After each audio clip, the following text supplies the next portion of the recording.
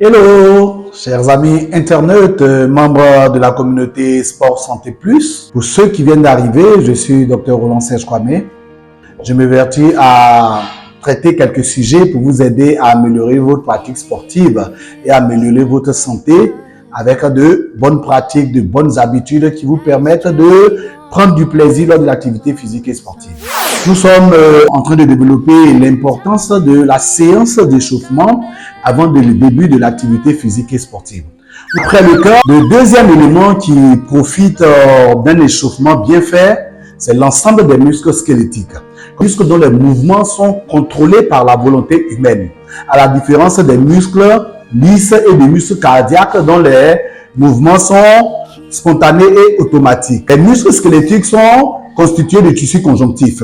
Une élévation de température va permettre un rallongement, n'est-ce pas, des tissus musculaires, ce qui va augmenter leur extensibilité.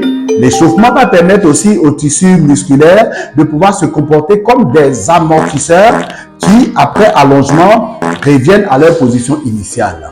Les échauffements vont permettre aux muscles de prévenir les blessures parce que cela va favoriser leur résistance.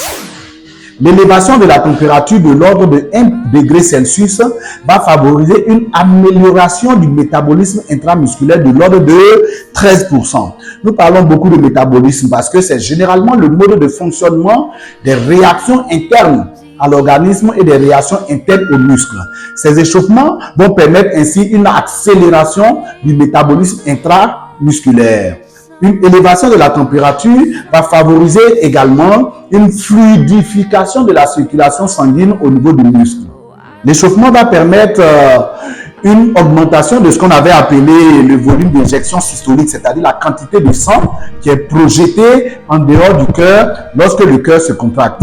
Ainsi, l'afflux massif de sang vers les muscles va entraîner une ouverture des capillaires au niveau musculaire. Cela va favoriser ce qu'on appelle également aussi un drainage et une perfusion musculaire beaucoup plus accrue parce que la quantité de sang qui va arrive avec des nutriments, des oligo-éléments, avec des éléments qui vont favoriser le métabolisme intramusculaire, tels que les glucides qui vont favoriser la production de ATP qu'on avait qualifié comme l'énergie de tout ce qu'il y a comme muscle au niveau de l'organisme.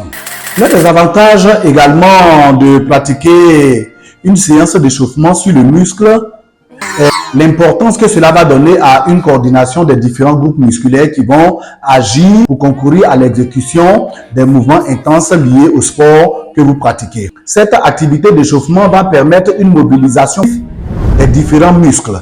Voilà pourquoi lors de l'échauffement, nous le verrons plus tard, il est important de faire l'échauffement avec déjà des mouvements spécifiques qui seront liés au sport que vous allez pratiquer. Cette coordination est améliorée de l'ordre de 2%.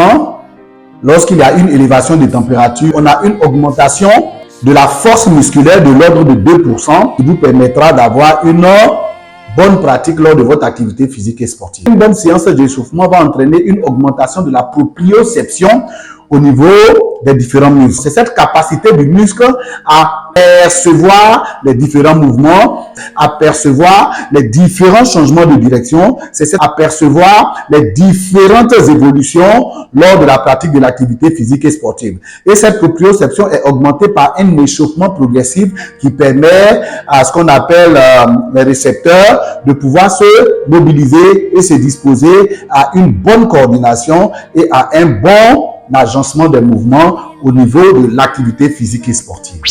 La proprioception va avec ce qu'on peut appeler les fuseaux neuromusculaires. On a une accélération des réactions et de la sensibilité des fuseaux neuromusculaires lorsque la température du corps est à 38 degrés. À 37 degrés, la température normale du corps, cette réactivité et cette sensibilité des fuseaux neuromusculaires aux différents mouvements est réduite de 50%. Voilà pourquoi il est difficile, n'est-ce pas, de pouvoir obtenir une performance assez correcte lorsque les séances d'échauffement ne sont pas pratiquées de façon optimale. Nous le verrons, la température ambiante influence de façon considérable la réactivité de ces fuseaux.